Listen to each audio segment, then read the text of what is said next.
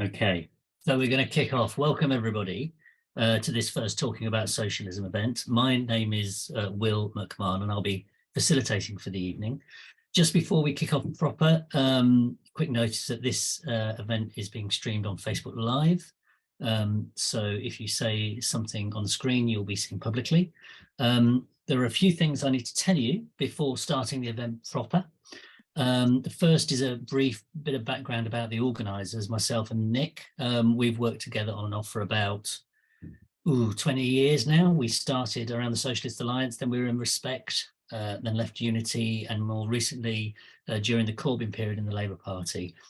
Usually found ourselves in agreement, sometimes not, but usually did on key debates, I think. We agreed it would be a good idea to set up a series called Talking About Socialism from a Marxist Perspective. So our aim is to do what it says on the tin, really. I think it's quite transparent. We've got a new website with the same name that's carrying articles on a diversity of issues, and we are going to be adding to that over time. I'll put the link in the chat. The new discussion series will focus on the idea of socialism and Marxism through the perspective of current events. It'll take place every fortnight from 7:30 till 9, and we'll finish dead on 9 because we really don't want to overextend the meeting at that time. We'll have 6 discussions that will carry us through to the middle of May. Our first tonight is after Corbyn, Where Next for the Left. The second will be in a fortnight, which will be looking at the Ukraine war, and then we'll return for a second bite of the cherry on Corbynism and the left prospect after it, so we can build on this discussion. Now, we want to have an ethos of open and comradely discussion where agreement and differences can be aired when focusing on contemporary issues at hand. So how will tonight's event work? Nick will introduce for 15 minutes and we'll agree that whatever happens, I'll stop him at 15 minutes to open up the discussion for an hour. We're asking people to keep their contributions to 3 minutes. Everybody will have 1 or 2 goes, hopefully 2 goes, which would be great. I might bring Nick in at points if I think it's relevant, and we'll give him 5 or 10 minutes at the end to sum up what he's heard and respond to what he's heard. Now, obviously, because we're only giving Nick 15 minutes at the start, which is a very short amount of time, so he's going to be forced to put things sometimes in a provocative and challenging way. So, you know, do bear that in mind. If you've joined us through Zoom, you'll be able to make a contribution as part of the meeting, and we encourage you to make your point and to come in and join the discussion. Please use the red hand feature if you can, the raised hand feature if you can, and if you've got a question, put it into the chat. If you're on Facebook Live, I'll do my best to keep an eye on that for your questions. I can't promise to, but I will do my best. I hope all that's clear. I think we need to press on. So what I'm going to do now is I'm going to ask Nick to introduce on our theme for this evening's discussion. So Nick, over to you on After Corbyn, Where Next for the Left. Thank you very much, Will, and welcome comrades in the Zoom meeting and on Facebook. I don't know how many people are watching on Facebook. Hopefully the audience will grow over time for these meetings. So people can probably think back to 2015 when Corbyn won the leadership contest for the Labour Party by an overwhelming landslide amongst members, supporters, and in the trade unions. 5 years later, Corbyn was replaced by Starmer, and we've seen the rapid shift to the right, the closing down of democracy, and the abandonment of most, if not all, of Corbyn's policies. 300,000 people joined the Labour Party. At least 200,000 people have left. And I'm sure that you know many people who were in the Labour Party, have left the Labour Party, are still hanging in on the Labour Party. It may be like me. I've been suspended from the Labour Party for the last 2 years. I write to them every month to ask what they're going to do about me, and they don't even bother to reply.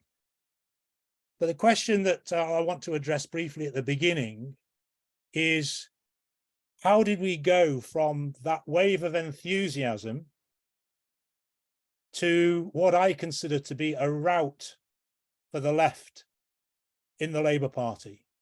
So where we now have 200,000 or more people spread across the country, many disillusioned, many demoralized, many atomized and scattered and not knowing what to do, or in some cases discussing what to do. I know on Facebook, for a start, there are probably a score or more different Facebook chats discussing what to do.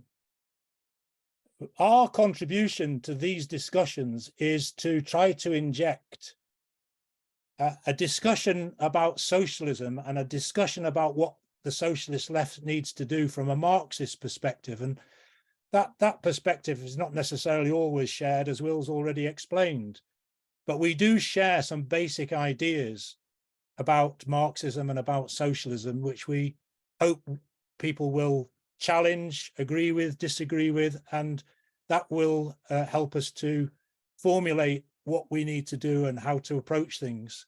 And we want to do that as a contribution to the general debate that's taking place in labour movement organisations across the country. That obviously includes the trade unions, parts of the Labour Party. In my opinion, the Labour Party should not be written off or described as being dead. It still has the affiliation of the bulk of the trade union movement. It will get the support of a large, the majority of the working class vote in the next general election. And to me, that means it's a site of struggle, i.e. for ideological debate, and try to persuade people of what is necessary.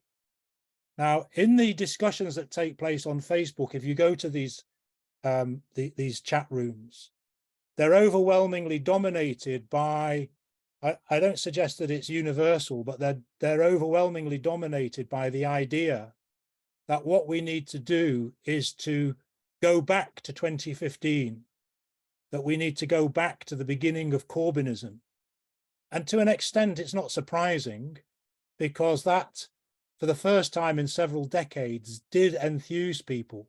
After New Labour and then Miliband, the idea that people would speak more openly about a more left-wing idea did enthuse people, and it's therefore understandable that people want to go back to that. But one of the main theses that I want to push or argue or advance in this discussion, that actually that is the last thing that we need to do. We do not need to, and we ought not want to, go back to Corbynism. Jeremy Corbyn, obviously a very sincere person, but in my opinion, notwithstanding the barrage of hostility that he received and that we can criticize in terms of the press, the media, the daily attacks, the challenges of anti-Semitism and so on, my argument is that the downfall of Jeremy Corbyn and of Corbynism and the rout of the left had its main root in Corbynism itself. Now, that may be something that people want to challenge, but that is my thesis. 5 gone, Nick. And what I mean by that is that what we've seen over the last 3 years is a consequence of what took place over the previous 5 years. The tactics that Corbyn adopted with his advisors, primarily people like Andrew Murray and Seamus Milne and others who come from the Morning Star tradition of the Communist Party of what used to be the Communist Party of Great Britain, obviously advising him. And in my opinion, they got the whole strategy wrong. That, in my opinion, emanates or is a result of the reformism which marks the politics, the political viewpoint of Corbyn and the majority of the, all of the Labour MPs in Parliament and the vast bulk of his supporters. The idea essentially that we don't challenge the existence of capitalism itself, Neither of the manifestos, however left-wing they may be, and in my opinion, they don't even reach the level of the alternative economic strategy of Tony Benn in the 1970s and the 1980s. They were a mild form of left reformism that appeared more radical than they were, precisely because of the decades of right-wing New Labour that had preceded it, and the retreat from socialist ideas generally in society. But if you look at the two manifestos, as I did again this afternoon for 2017 and 2019, nowhere in there is there a challenge to the capitalist system itself. Nowhere is there a challenge to the profit system, to the exploitation of the working class to make a profit for the few. The basic thesis is that together, that is entrepreneurs, that's a word that features several times, that entrepreneurs and workers together make the wealth in society. In my opinion, that's completely the wrong starting point, completely misunderstands how wealth is produced. The entrepreneurs, so-called, i.e. the owners of capital, do nothing. It's the workers who produce, and they produce a surplus which ends up as profit, and that profit doesn't go to the workers, it goes to the owners. Most workers, if not all workers, understand that intuitively from their experiences on a daily basis. So Corbynism itself was marked by reformism, trying to find some way of getting a little bit better here, a little bit better there, without fundamentally challenging the system itself. And in my opinion, that is a completely futile task. All the reforms that have been won in the past, particularly in the post-war period, institutions like the National Health Service and so on, have been or are in the process of being taken away. They're being destroyed, they're being dismantled. So reforms from the past have actually been already destroyed or are in the process of being destroyed. And what we saw under Corbynism as a part of his reformist approach was what some people term as labourism. And what I mean by that, others may define it differently, but the way I use that is that they subordinated everything, all tactics, to the to try to ensure that a Labour government was elected, and everything was subordinated to that. And what it meant was that Corbyn eventually continually retreated, compromised, and capitulated, particularly on the issue of anti-Semitism, where people were expelled and thrown out on spurious grounds. And on the question of open selection, for example, making sure that Labour members could select their own candidates, they backtracked at the 2018 Labour Party conference. And they did that because they bought into the idea, again, a ridiculous idea, that the Labour Party needs both wings to fly, i.e. the left wing and the right wing. Not understanding that the right wing are there as saboteurs, as traitors. And we know from all the documentation that's come out from the Corbyn period that the right wing did exactly that. They sabotaged the electoral process and so on. 5 minutes to go. And those agents, right-wing agents, defenders of the capitalist system, were doing a job for the ruling class. That was their role in the Labour Party. The ruling class, want the Labour Party as a safe second 11, a safe second team for capitalism. And we can see that Starmer and Streeting and the rest are going to do the work for the British ruling class. You can see that the attacks on the NHS, which are being prepared, which probably the Tories wouldn't get away with, but Labour will follow through. Those who look to Labour, as I say, the trade unions and the majority of working class voters will find themselves coming into struggle with Labour if Labour is elected, as I anticipate, at the next general election. There may well, at some stage, come a split in the Labour Party. The trade unions may have to decide whether they remain affiliated. That's not going to happen in the short term, in my opinion, but it may be something that comes as a result of a conflict under a future Labour government. But the main question that's being discussed at the moment by most on the left is those people outside of the Labour Party, what do they do? And there's been calls for a new party, a new workers' party. Many say this should be a new workers' party based on the unions. Now, my position is that we do need a socialist party. Socialists need to have their own party, and we need to build a mass socialist party. But that has to be a party, in my opinion, with a clear statement of aims. It has to be a party that says on its banner that it aims to abolish capitalism, that it ends the exploitation of the working class, and it tackles the climate change and war, which are inherent in capitalism. Now, any new party that doesn't adopt that clear aim is simply going to repeat the past experiences of the Labour left, and particularly the recent experience of Corbyn and Corbynism. It's simply reinventing the wheel, the same wheel which is broken, busted, and can't take us to our destination. So these discussions, I hope, will allow us to discuss exactly what the left needs to do, what sort of program do we need, and how do we get from here, the small, dispersed forces of people who do want a socialist society, who don't want the continuation of capitalism, how do we organise ourselves and begin to create a mass socialist party? Now, 2 minutes. 2 minutes. This discussion and this debate is something that needs to be conducted across the working class, as I say, inside the trade unions and in the Labour Party itself.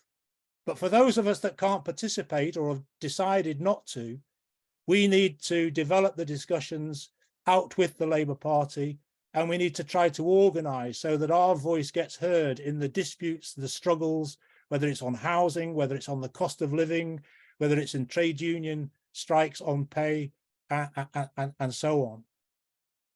We need a mass socialist party, and it may seem pie in the sky in the present circumstances to state that, and it may sound extremely abstract, but unless we put that into practice and begin the groundwork today, then we are condemning ourselves, our children, our grandchildren, the future generations to a future of exploitation, of poverty, and wars and climate catastrophe. I'll finish there. Thank you. You're muted. Thanks very much, Nick. Thanks for that. We've got new people have joined us on Zoom, and I just need to say to them, if you can take 3 minutes for your contributions, we're restricting it to that so everybody can get at least 1 or 2 in. And also we have people who've joined us on Facebook Live. If you write a question or a comment into the comment field on Facebook Live, I'll keep an eye out for it and read it out to the meeting if I can. So welcome to everybody. Who would like to respond to Nick first? Use the electronic hand. Or do you all agree with him?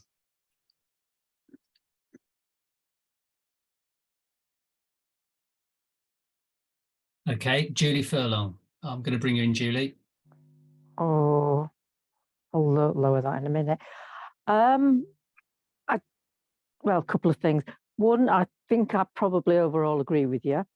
I think the roots of the problem were fairly self-evident in a long time ago before it happened. It just got progressively more and more obvious that what was going to happen. It's like watching a car crash in extremely slow motion. I think the problem for me is I'm still just about in the Labour Party. I've left and rejoined and left and was stupid enough to let me rejoin this time. And what I'm looking for now is a reason to stay in, because there is nowhere else to go.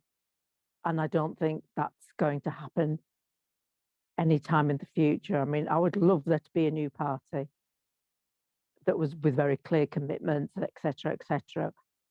But that's not going to happen. It's certainly not going to happen in time to actually sort anything out to help us avoid the catastrophes that the Tories have got lined up even more ahead of us.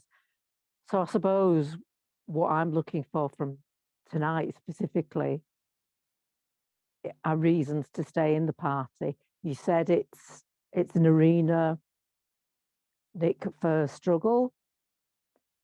I just wondered if maybe you could come back a little bit on that. I suppose just give me a reason to keep going to those bloody boring meetings and be ignored again. Thank you. All right, thanks, Julie. I'm going to collect stuff up, Nick, and I'll get back to you. Thanks for that. Dave, you're next. Yeah, thanks. Well, as a revolutionary Marxist, I've got 4 options, haven't I? One is to do nothing, to retire in dismay from the battlefield, class battlefield. Second thing is to stay in the Labour Party. In fact, I've left, and most of my comrades in Brighton who are Marxists have been expelled or are being investigated, etc., etc. Anybody who stands up for Palestine, we know the arguments. So I think there is absolutely no point whatsoever in staying inside the Labour Party. Never before. I was in the Labour Party for 40 odd years. Never before has the right wing exercised such power. Never before has it was scared stiff of what Corbyn might do. So that's the second option for us, to stay in Labour. The third thing is, and this is where I think we do need a discussion, the third thing is to do, I'm involved in the Socialist Labour Network with people like Roger Silverman, Richard Brenner, and a lot of the comrades who have been expelled from Labour are also in it. People who were in the Al Jazeera files, for example. The problem there with the SLM proposal, which I'm part of drawing up, is that it's trying to mix revolutionary Marxists with Corbynites, with left social democrats, and the history of the broad left parties in recent years. It's an attempt to embryonic broad left party, I guess. I don't know if they would accept that description. Look at Die Linke, look at U-Block Scherde, look at various broad left parties. And they end up being the tail wagged by the bigger dog of the Corbynites and the left social democrats. And they end up agreeing to cuts and neoliberal policies, etc., etc. So that leaves us with the fourth option, which is to set up to be part of a revolutionary Marxist party. That is in Nick's. I read Nick's article and agreed with every single word. Nothing to disagree with there whatsoever, I thought. But the trouble is, there's a lot of competitors out there. Now, we know the problems. I'm not going to go into a critique of the SWP, the SP, let alone the AWL. 30 seconds, Dave. Right. And that's a problem about how we relate to the other revolutionary Marxist organizations. My final sentence, I'm a member of Antarzia in Greece. I work in Greece often. And I've written an article about how the left should, in my view, the Marxist left should, in my view, organise. So I'm looking forward to the debate, comrades. Thanks, Dave. That's great. Gary, over to you. Thanks. Excuse me. Yes, I want to talk a bit about what we've all been through over the last 7-8 years. And maybe come back later or in a few weeks' time to what it means for us going forward. I mean, at the end of the Corbyn project, as it became known, I felt that I and other revolutionaries in the movement had made big mistakes. And I did a lot of sort of hand-wringing about where we gone wrong. And I think the dilemma for revolutionaries, socialists always, is how to get that balance between being engaged in the class struggle and the organizations of the class, and being part of the class in that sense, but losing sight of your theoretical perspective, or on the other hand, being in an organization and having a clear revolutionary perspective that you preach to the movement, but not actually being part of that movement. And over and over again, socialists find themselves falling into one of those two camps. And I think that's exactly what we did under Corbyn. That's exactly what I did under Corbyn. In fact, I became effectively a warrior for reformism, right? And without being part of a revolutionary organization, found myself unable, for, you know, I guess for objective reasons, to maintain a clear revolutionary perspective. I mean, when we talk about reformism as a term of abuse, which we do quite rightly, I mean, it can sound a bit strange to people because they think, well, isn't reform a good thing? Isn't reform something we should fight for? And of course it is. But reformism is more that view that says the needs of the working class can be accommodated alongside the needs of the bourgeoisie. And I think that's what we as revolutionaries completely reject. That's a key thing that we have to keep in our minds. So yes, fight for reform, but don't think that you can achieve what we want to achieve, what we need to achieve, without overthrowing the bourgeoisie.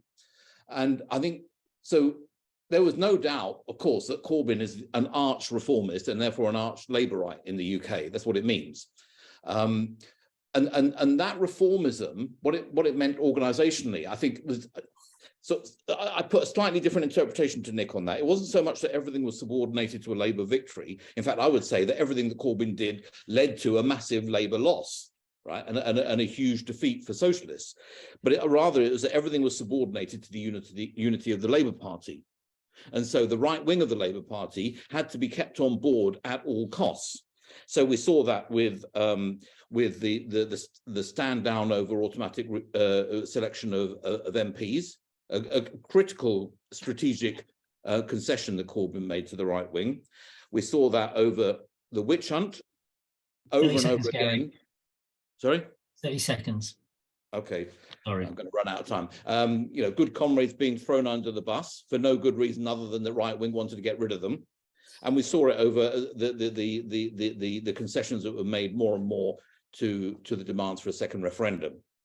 So as a result of that terrible defeat in 2019, we ended the Corbyn project in the worst way possible, I think, right? We didn't come out of it with a combative organization. We didn't come out of it with a fighting force to carry on. What we came out with was huge demoralization and fragmentation.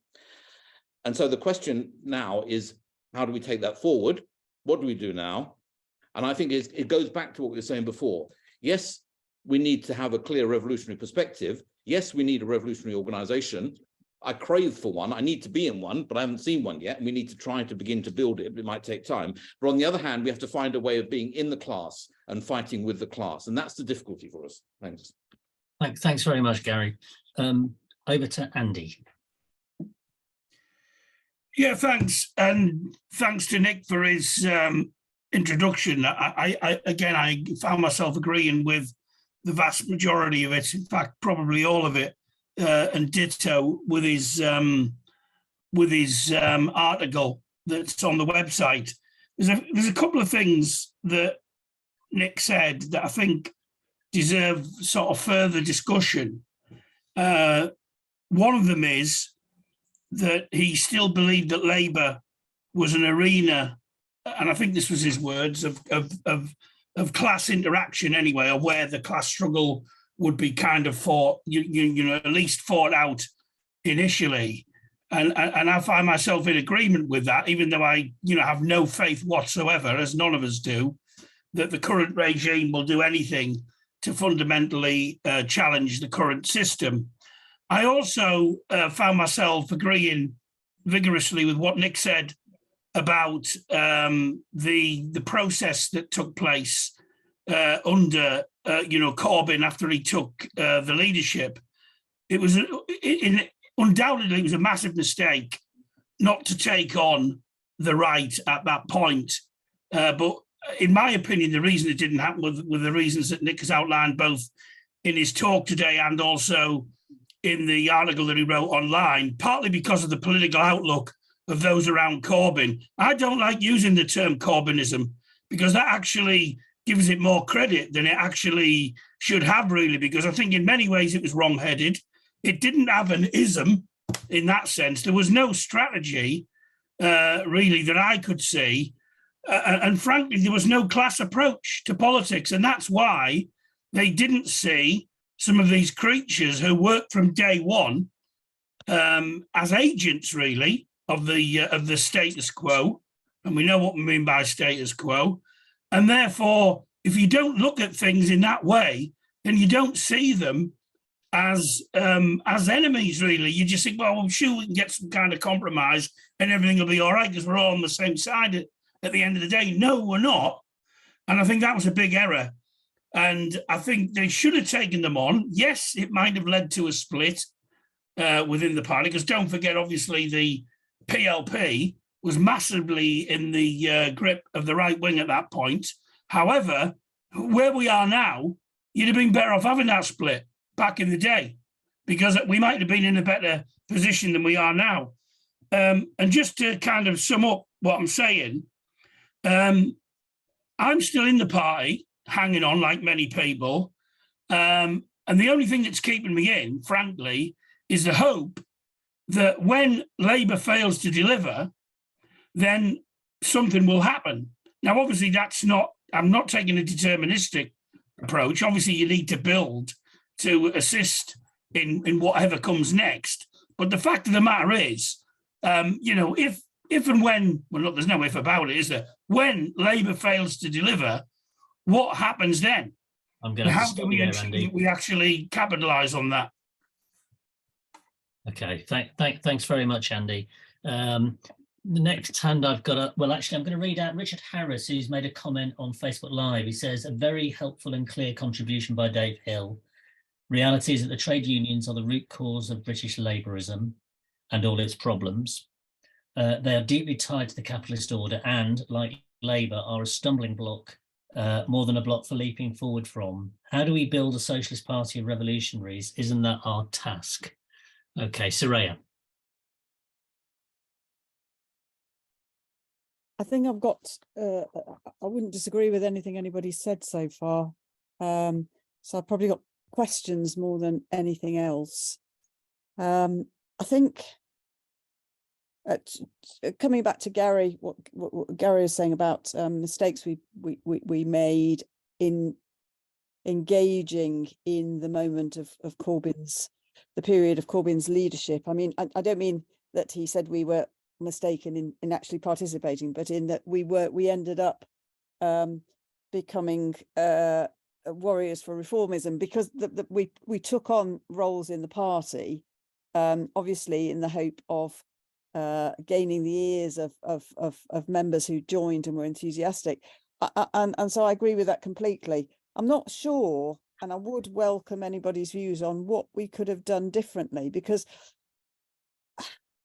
I agree with what comrades have said, that we wrong to abandon the Labour Party in terms of having an input into it.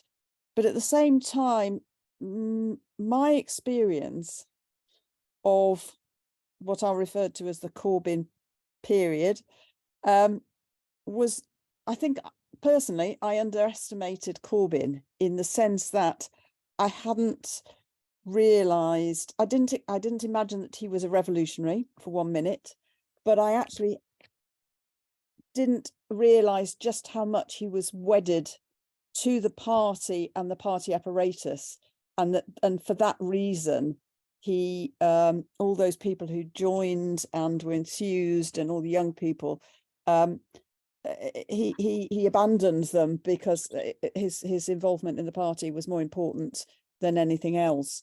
I'm not sure, from my experience in my area, a lot of people joined because of Corbyn, and so it was absolutely right to intervene in that. But I'm not sure that the people, the workers in whom we're interested, I'm not sure that they were actually active.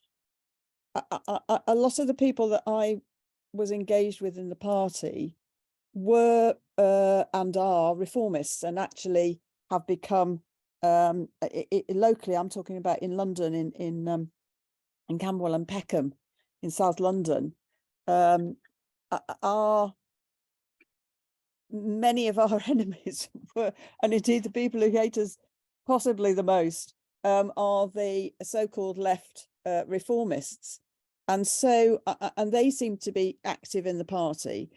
So I'm not sure, I'm not sure, we can't make people active, or we can only do our best by going and discussing and being present and so forth. But there was that problem. I'm going to have to yeah, draw you. yeah, sorry, yeah. No, So that's all right. That was late. I'm trying to let Matt McKenna into the meeting. Matt, I'm trying to send you an email, but I can't find you at the moment. Ian Spencer.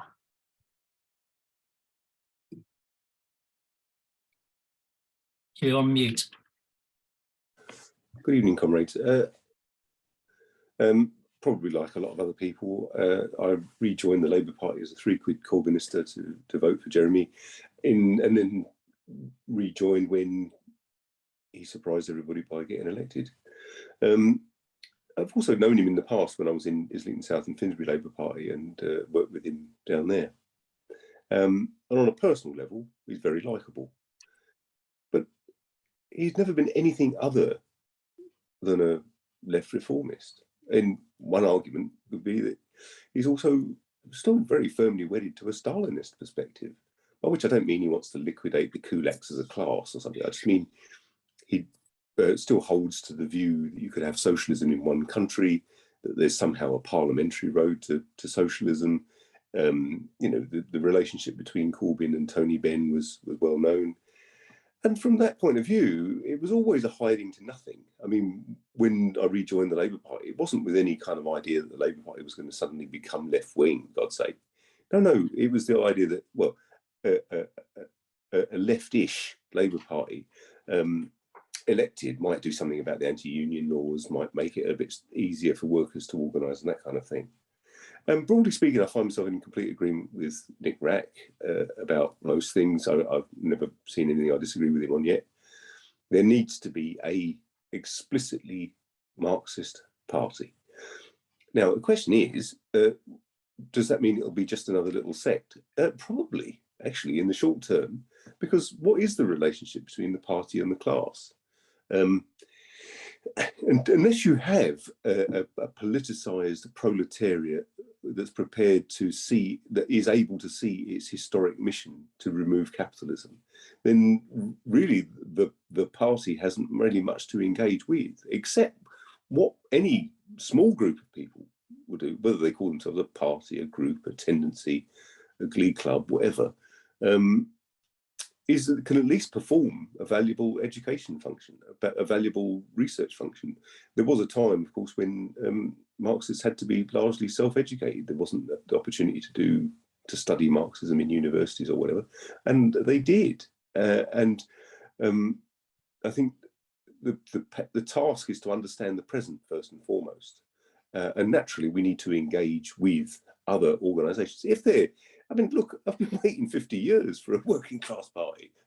So, you know, and I've seen them come and I've seen them go.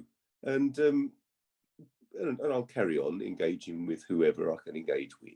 20 seconds. But it has to be firmly on a Marxist revolutionary basis. There is no point of having a party which is anti-theoretical.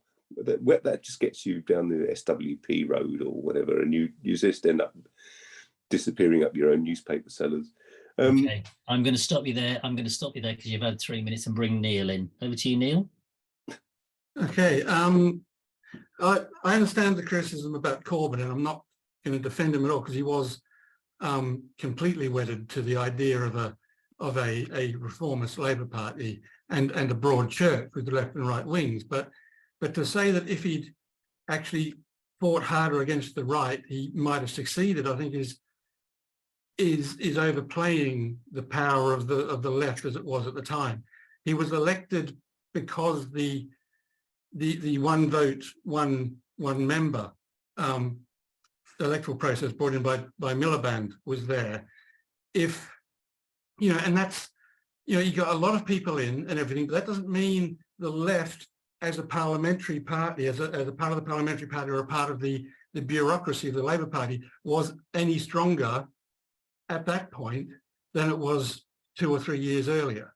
So I'm not sure that him being aggressive toward the right would have been successful in any great way. So he was sort of hamstrung both by his own belief in what the Labour Party should be and by a basic general weakness of the left in the Labour Party anyway.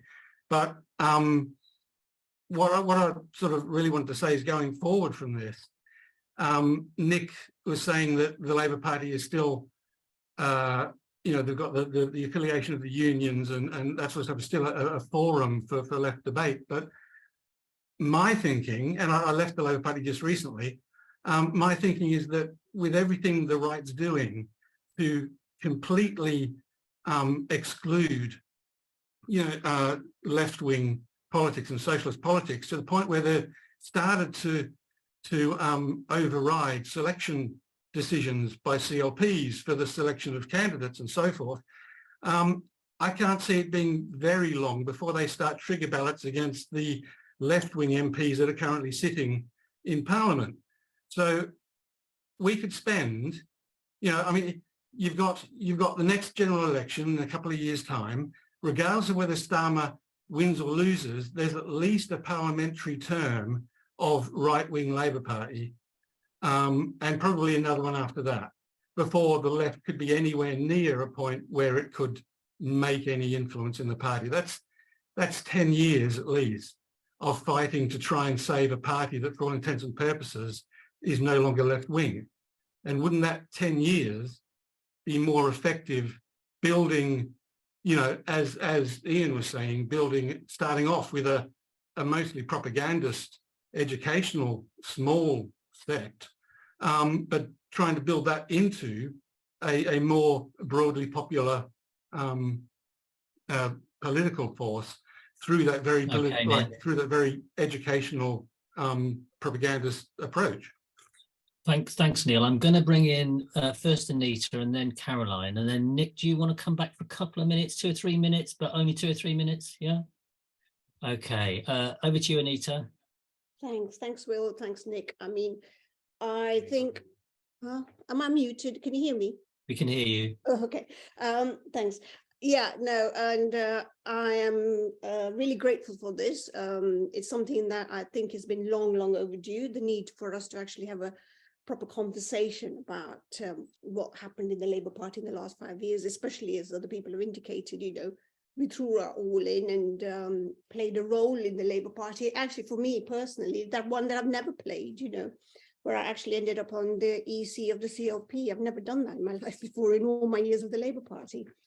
But the thing I wanted to take up, and I think it's worth actually for me, especially to sort of spend some time actually characterizing what happened with Corbyn and what Corbyn was, in a sense.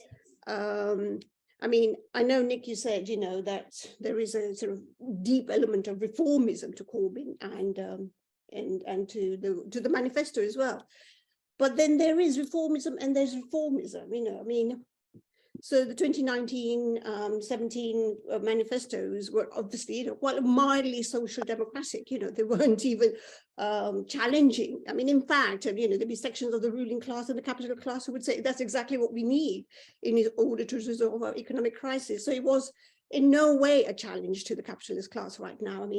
I suppose Corbyn's challenge really was on foreign policy, and his refusal to vote for war, I suppose, is what really scared them the most. But from our point of view, was it a complete and abject failure of leadership here, or was it just the fact that it was based on those kind of sort of mild social democratic manifesto? And I think there was real abject failure on Corbyn's part. There was actually the spontaneous mobilization behind him. Nobody actually asked for that mobilization, and it just kind of happened out of the kind of sheer, frustration of what was going on in the country. That mobilization happened in the Labour Party, but it was also happening on the streets, in a sense, Glastonbury, for instance, or when he went to Question Time, sort of at the BBC, people sort of spontaneously came out to support him. He had a choice. He could have based himself on this movement. He could have offered that movement a leadership. He could have used that movement to fight the right wing. He could have easily said, Tom Watson and Margaret Hodge. He could have parked our tanks, momentum tanks, or the people who are behind him on their lawns, and supported the people who wanted to fight them. he chose not to do that. And when you look at Mick Lynch on television and the way he kind of, responds, I know, I mean, in the sense it is all about being able to respond to journalists. Yeah, and when he talks openly about, class, it makes you think, well, Corbyn had the sort of a slight bit of that, we could have come out of this slightly differently. I don't know. It is worth characterizing what happened there. And in a sense, I think I agree with Soraya about who exactly were mobilized, who exactly were we talking to in the Labour Party?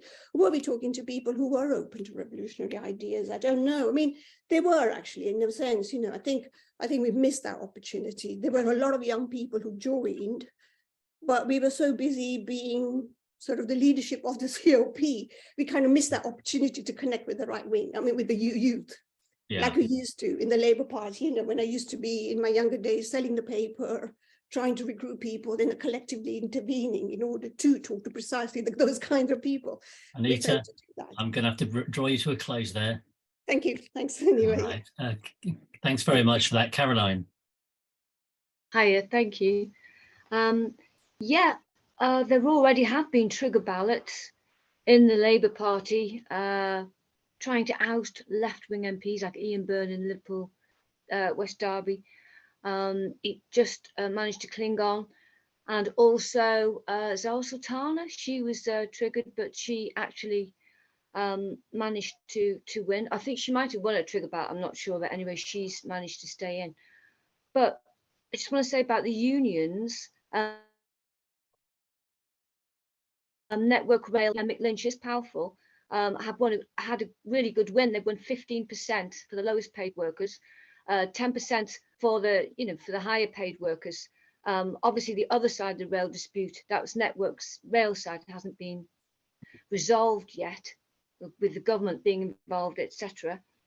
I'm over the Labour Party. I did join the Labour Party during the Corbyn years. I'm over it. I was shocked, really shocked by, people jockeying for positions. And that says to me that hierarchy is a problem, and a scaffold, building something that's about hierarchies and people getting into positions is a problem. So whatever we develop has to be horizontal. It has to be democratic, deeply democratic. Corbyn probably wouldn't have got away no matter what he did.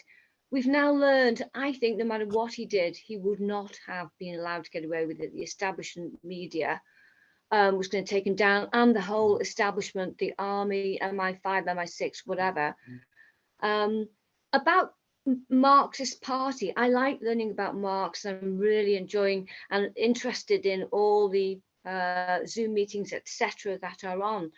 But I think to call ourselves a Marxist party, yes, be inspired by Marx, but I think we need to attract fellow working class people.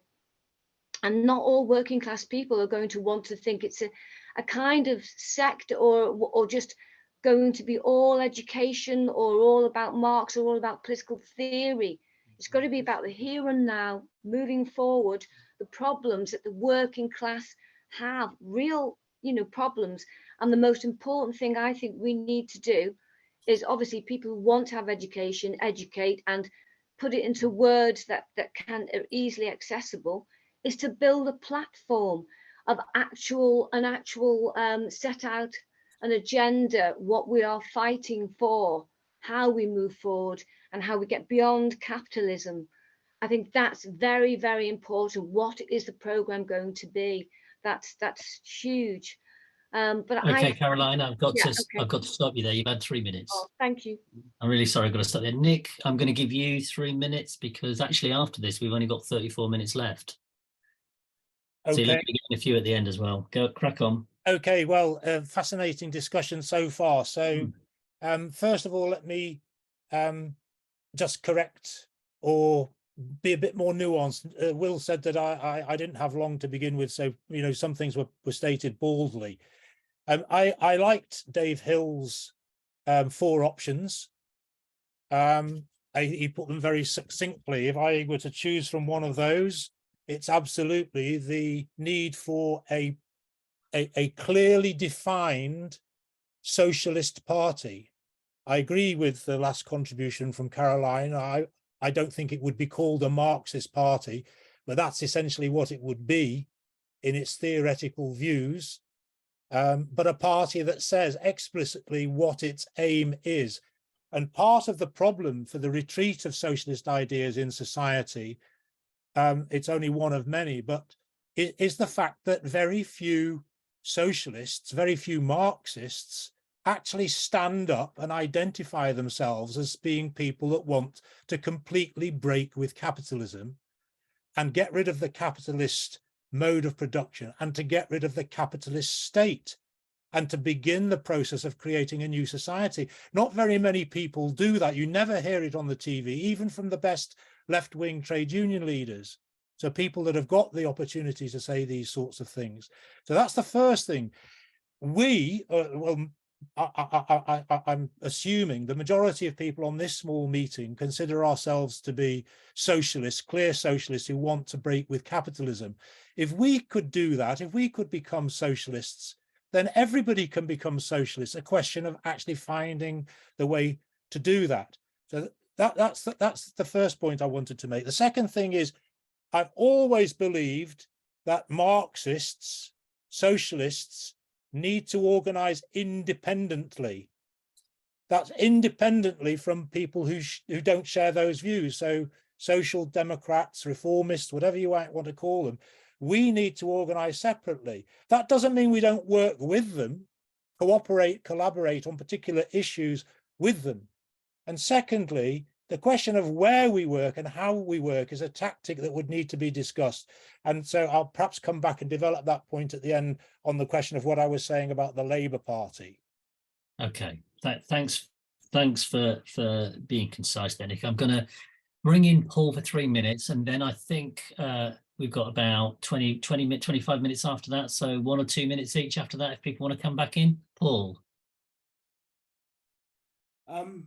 Hi there, can you hear me? Yes. Hi. I'm a bit reluctant when it comes to I don't really like it when it gets to the point where it looks like people are attacking Corbyn personally. Because people say that he's weak and that sort of thing, and I can understand that emotion. But I actually felt that when he didn't resign, when all the shadow cabinet members resigned initially in the hope of triggering a leadership election, and then he didn't actually resign, they were like, well, what do we do now? And I was surprised that he hung on the way that he did. But as I'd said in the Facebook feed, I do think that the failure to adopt, and many members, my God, we wanted it, the failure to adopt open selection of parliamentary candidates was a key failure of the entire project. And unfortunately, that was the beginning of the end for the Labour left. And I declare an inquest because I'm now a member of Consistent Democrats, which is a Coxist organisation. So you know where I stand, more or less. And so I do believe that there does need to be a MAC party and a new Workers' Party, and I'm rather disappointed, if you understand Soviets and how they operate, the workers' councils, as they call them, operated, and that principle. I'm disappointed that enough is enough. The organisation hasn't done that kind of project. Well, maybe I'm being overly cynical, but it seems to me enough is enough had plenty of signatories that wanted to sign up within 2 or 3 days of launching the organisation. But all it is rallying, which is great for arousing enthusiasm. But what then? I'm gonna have to stop you there, Paul. Yeah, okay, I'll stop there. You're just coming up to 3 minutes, mate, and I don't. Yeah. You know, I have my own thoughts about enough is enough, but I'm facilitating, so I'll keep my mouth shut. Just to point you to the website link that I put in the chat about talking about socialism, if you can go and visit the website, and if you can comment on Nick's article, that would be really good, because it'd be good to have a conversation on the website as well. There have been some really interesting comments on there already. On the Facebook live feed, Matt McKenna, who has been trying to get into the meeting, but not clearly been able to make that work. He says there were a number of key points where had Corbyn acted, for example, when Tata Steel in South Wales was threatened with closure, if he'd turned up the following day, called on the local Labour movement to act, the effect and impact would have been electric. Okay, Neil, over to you. And remember, we're kind of down to a minute and a bit, so do your best.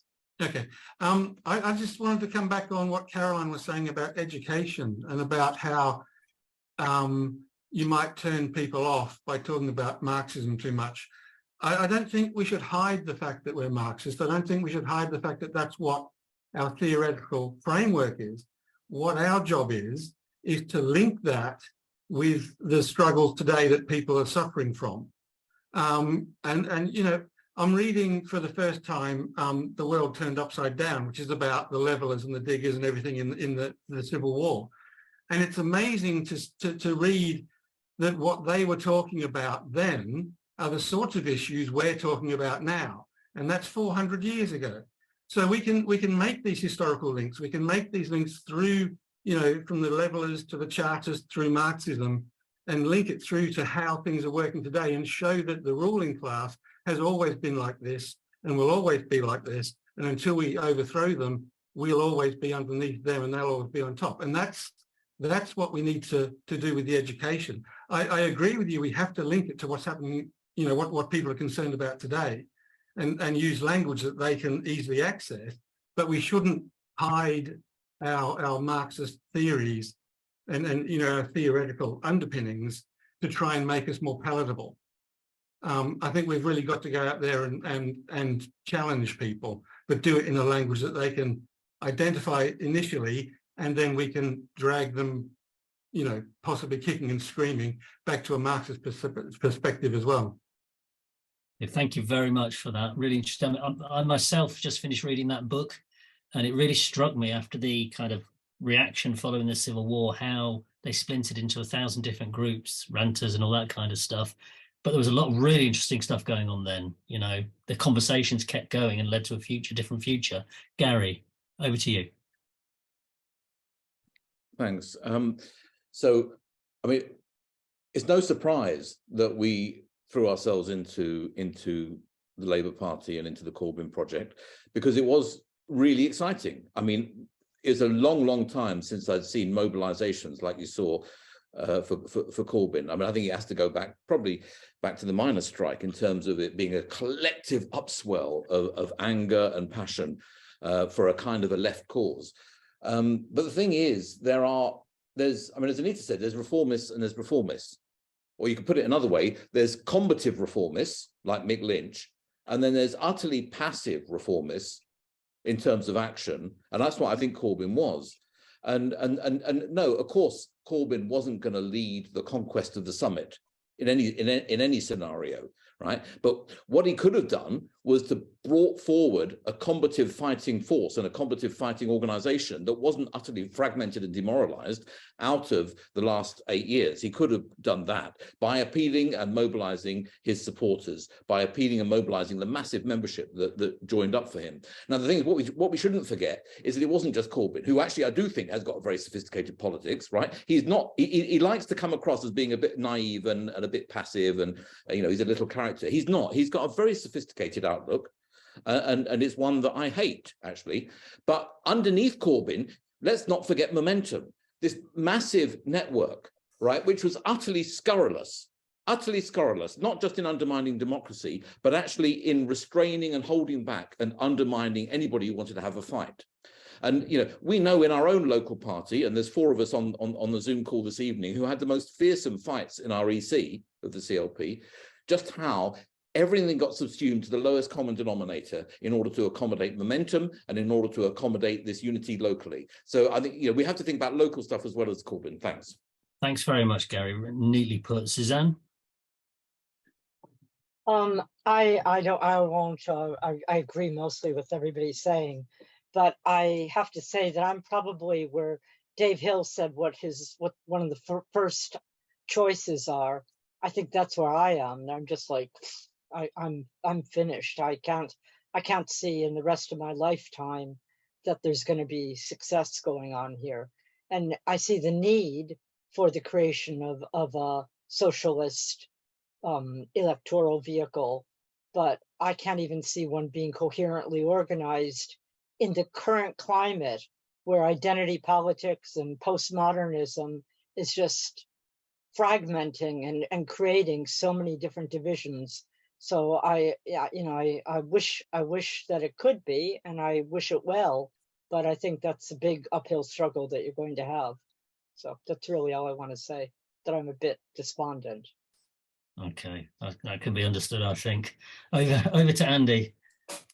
Yeah, I think there's just a couple of quick points. I don't necessarily believe it'll take 10 years before we get something worth getting excited about again. I'm paraphrasing here.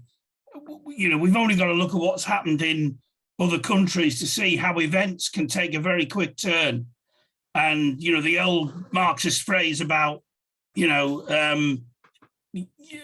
events which used to take, decades can happen literally in a matter of months if the conditions are actually right. So I'm kind of holding on to that, not in a fatalistic, deterministic way, because when Labour does fail to deliver, there will be some serious questions posed there. Now, we know that, working people will have to relearn the lessons of history again, but they can only do that if there's actually someone there to actually point the way and say, actually, this is what we need to do. So when those questions are posed, I think it'll be very interesting to see what happens then. I think it's at that point you will get potentially the question posed about another workers' party, because Labour clearly will not be able to deliver on that. Or you could end up, who knows what's going to happen? You could end up with an influx into the Labour Party as it is at the minute. I think that's probably unlikely, but who knows? But I just want to finish on one point, and that is about how difficult it is at the moment within Labour and even without, because I know some really good people, as I'm sure we all do, still in the Labour Party, and yet they are totally and utterly demoralised because they cannot see any way forward under the current situation. And I think that's quite sad on one level. It's probably because they don't have a perspective, and they're empiricists, and they don't look at, what leads to big events taking place. But at the same time, we still have to deal with that demoralisation. Yeah. And that's why we have a situation where we went from the high point of 2015 to where we are at the minute, to use Nick's phrase, and I'll finish on this, the defeat and the hollowing out of the left. But notwithstanding that, I don't think it's all doom and gloom. And I'd be very interested to see what develops when Starmer starts attacking working people in defence of this system, which cannot provide for anybody, as we know. Thanks for that, Andy, and for keeping to time as best you could. Dave Hill? Yeah, 2 points. Lesson to Corbynism, and to quote Lenin, what is to be done? We've all got our answers to that. Two main lessons for me from Corbynism. One is that the capitalist class will stop at nothing to stop any fairly minor redistribution of power and wealth. They will stop at nothing, including assassination, blah, blah. Instead, they had immediate assassination and going through Starmer and the secret state and the military threats, blah, blah, blah. The second lesson of Corbynism, we showed the thirst for radical redistribution, the popularity of renationalisation, the popularity of so many of Corbyn's policies. So they're contradictory lessons. But for me, the main lesson there was that the Labour Party is not worth, it's worth liaising, working with, but it's not worth putting our efforts into the Labour Party. My final point is, so what is to be done? What should our relationship be with other forces on the left social democratic left, but also the Marxist left? As it happens, burst out laughing, fall off your chairs if you want, I'm standing as a Tusk candidate, as an independent. I'm not a member of the SP, SWP, I'm a member of the SLN, but I'm not pushing their views either. So what is our relationship? Is it our view? Is it Nick's view and Will's view and our view here that that we should, and if so, how, respond, for example, to the call of the Socialist Labour Network, or there will be a call, and Left Unity is making a call, and Counterfire is making the call, etc., etc. But to the call for an umbrella left, radical left, Marxist, but also Corbynite meeting to try and draw all the different groups and individual Marxists like myself together. So I'm going to stop you there. What should we do? What is to be done? All right, thanks for that, Dave. I'm going to stop you there. I've got Sheila Jones on Facebook Live. She says, I'm one of the older people who joined the Labour Party in order to help vote Corbyn into power, having spent my political life hang on a second, I've lost it here, moving from the SWP, or the IS as it was then, to activism. I joined Left Unity, although it was mainly made up of CP and SWP members looking to recruit. The election of Corbyn appeared to offer a political home for me and a number of my friends. I think he made an enormous mistake in not challenging the anti-Semitism slurs immediately and in allowing some of his left colleagues to be thrown under a bus. I think there are a number of my left-wing friends who left the Labour Party when I did, or who still remain because they're desperate to get the Tories out. People like me still need to educate ourselves regarding a Marxist perspective on the issues facing the working class now. I agree with Suzanne that identity politics is muddying the waters, really the class struggle, but I am hopeful again. Okay, over to you, Paul. Yeah, 2 points. My second point is going to be really controversial. I enjoy hearing Dave Hill speak. Hello, Dave. Yeah, and I vote for you as well.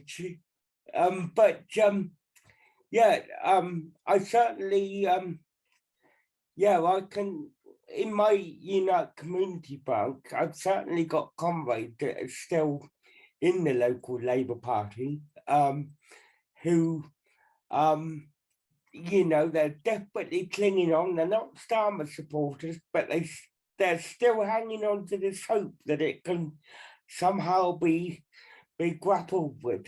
And I think what it is this. When I left the Labour Party, well, actually, I was still in the Labour Party when I was getting invites to go to meetings of other socialist parties that have their meetings open to the members of the public. And what I realised there was that most socialist parties that have a Marxist perspective, they have discussions with the Labour Party CLP meeting. We're very businesslike. You have an agenda, and it's all geared toward winning elections. Well, this is my experience. It was never about, should we have a discussion on this? What do we read? What are we going to read to help us understand this particular point?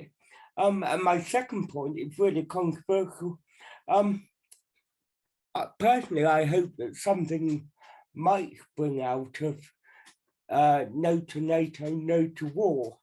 And my controversial point is, given the geopolitical situation, if Russia pushes back against the US in the in the Russia-Ukraine conflict, and China and some of the other geopolitical powers had a trade deal that comes out of whatever they agree to.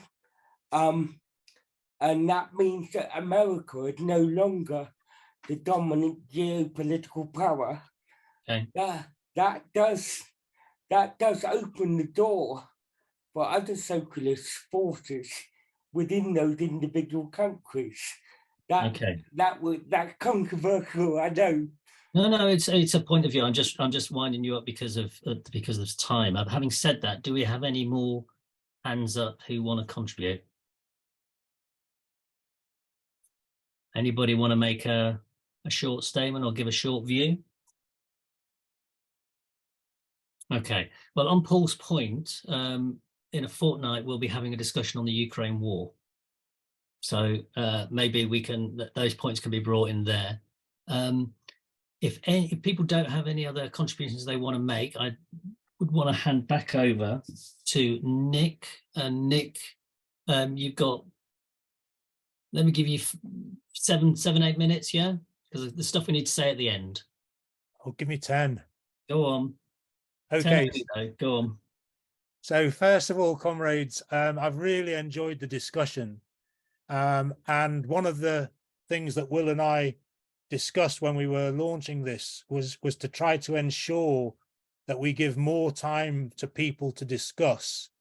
And so that's why a short introduction and also limiting people to 3 minutes. It means that everybody gets at least one go. And some of you have spoken twice. So it also shows how much there is to discuss. We'll have to discuss whether we, how we come back and develop the issues that have come up. So first of all, obviously we're Marxists. We don't hide our ideas. I think it would be daft, counterproductive. What's the point of having the best ideas in the world about changing society and helping save humanity and then not shout about it from the rooftop? And that's always troubled me in the way that some so-called Marxists work. So that's the first thing. We do need to put it in ordinary everyday language. We also need to have more theoretical articles and discussions where we perhaps go into things in a bit more detail. So we need to find forums to do both. But essentially what we're doing as Marxists is we're putting into a theoretical understanding the desire of the working class to change their conditions. And that's what Marxism is about. That's what Marx and Engels wrote about. And I believe that Marxist ideas can be put into a way that any ordinary working class person can understand and identify with straight away.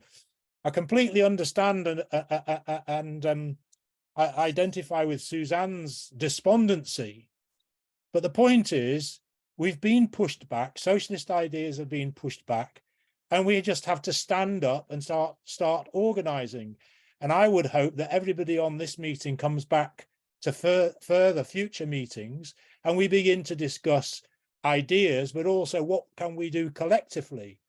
I believe that, in terms of leaflets, the website, Will and I are talking about podcasts and radio stations and all sorts of things. The more people we can get involved, the more people we can get writing, doing stuff, then we begin to present the ideas. With regards to other Marxists, I'm completely in favor of working with other groups. The reason I'm not in one of the other groups is that, from my experience, a lot of them work in a very undemocratic way. So I agree again with the point that was made, I think, by Caroline, that anything that we set up has to be completely democratic from the very beginning. Now, as I say, Marxists, people who believe that a fundamental break with capitalism is needed, that we need to organise separately, but we are part of the working class. And that means we are involved in all the struggles of the working class. And we need to find a way in those struggles of linking the day-to-day struggle with the need to change society by explaining, for example, that unless we get rid of the system that oppresses us, we'll be continuing these day-to-day struggles indefinitely. And the only way to stop that eternal struggle is to actually change the system. I think that's something that can be very easily and readily understood. So the first thing is for us to organize and to discuss together. That means some people in this discussion are in the Labour Party still. Some people are out of the Labour Party. We need to continue broadening that. We need to talk to other people that are still in the Labour Party and other people who are not. For me, that's not the key issue. The key question is, do we agree that we need to have a political programme for fundamentally changing society? Now, the reason why I said that Labour Party is still an arena of struggle is precisely because there will be battles within it. The trade unions will have battles over the question of what goes into the next manifesto. I'm not, however, going to encourage anybody to stay in the absence of anything meaningful that they think that they can do. If we had a strong organisation of thousands, then you could have people working in the Labour Party, you could have people working independently together to try to build the ideas. One of the main problems or failures that we had under the Corbyn period was that we did not organise a democratic Marxist current in the Labour Party to argue our case, to criticise politically, not personally, criticise Corbyn and the steps that were taken from a Marxist point of view, so that when the left was righted, when Corbyn was defeated, we had a coherent organisation that people could have kept people together in a much stronger way and fought against the demoralisation and the disillusionment. I just want to deal very briefly with the question of Corbyn and open selection, and one or two points that were made. In my opinion, what happened there was precisely the subordination of the task of achieving socialism to the question of the task of achieving a Labour victory, and the idea that you can't get a Labour victory with a divided party. And the Parliamentary Labour Party is primarily, if not solely, concerned with preserving its position. It mostly does not care two hoots about the working class voters that put them there.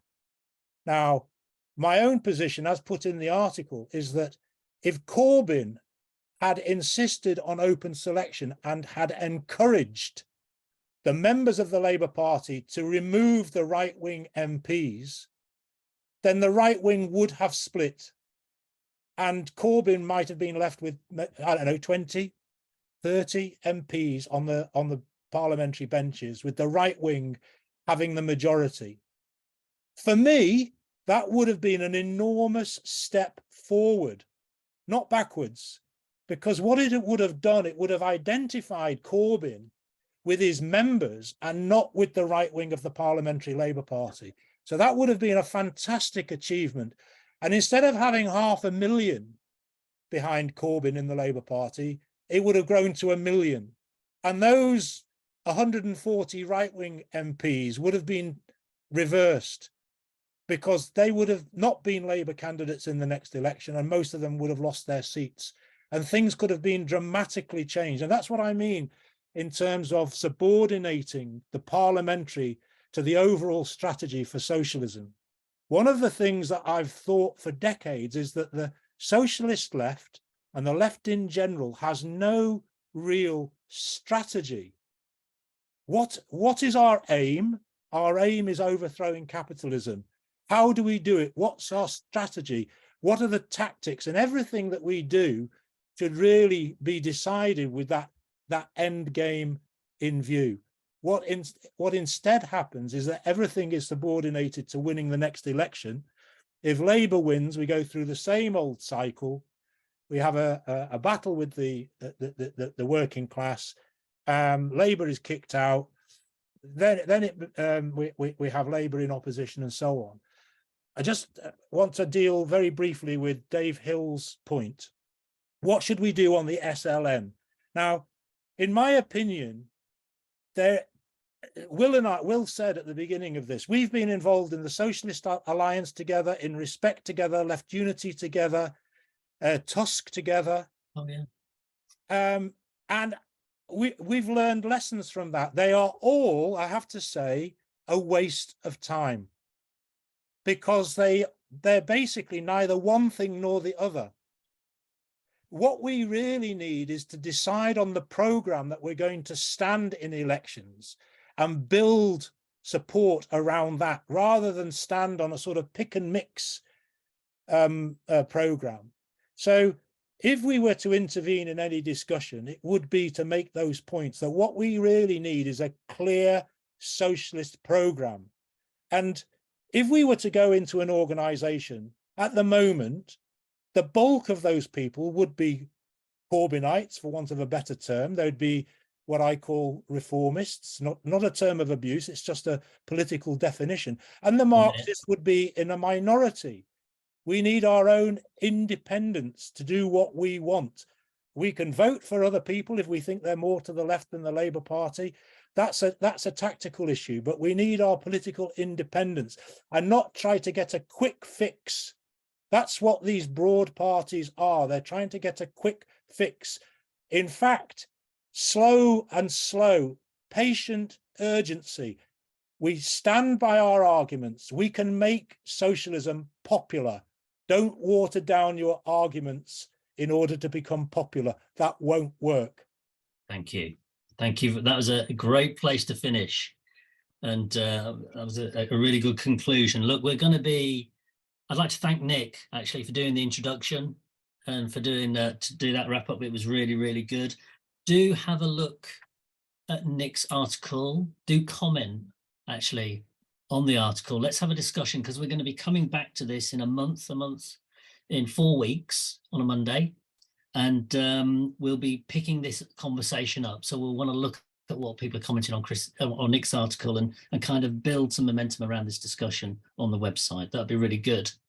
Thanks to everybody who has participated, whether it's on Zoom or on Facebook, whether they've spoken, they've asked questions, they've just tuned in to listen to what the conversation was. It's been, I found it really, really interesting. I mean, I've been doing a lot of other stuff, getting people in the room and looking at questions, but it was a really, really interesting conversation. And hopefully I won't be chairing next time. I'll be able to give you my 3 penneth worth. So thanks to everybody for taking part. In a fortnight, we will be discussing Ukraine. And I've written an article on Ukraine that you can find on the Talking About Socialism website, and Ed Potts, who's with us tonight, has also written an article which you should read, and there'll be, maybe a couple of speakers on that. And again, it will be on the same principle: short introduction, a lot of time for conversations, because we think that's really, really important. So thanks to everybody. We are going to finish a couple of minutes ahead of time, which I'm really pleased with, because I think it's important to finish on time or slightly ahead. Is there anything else you would like to add, Nick, organisationally, that I've missed?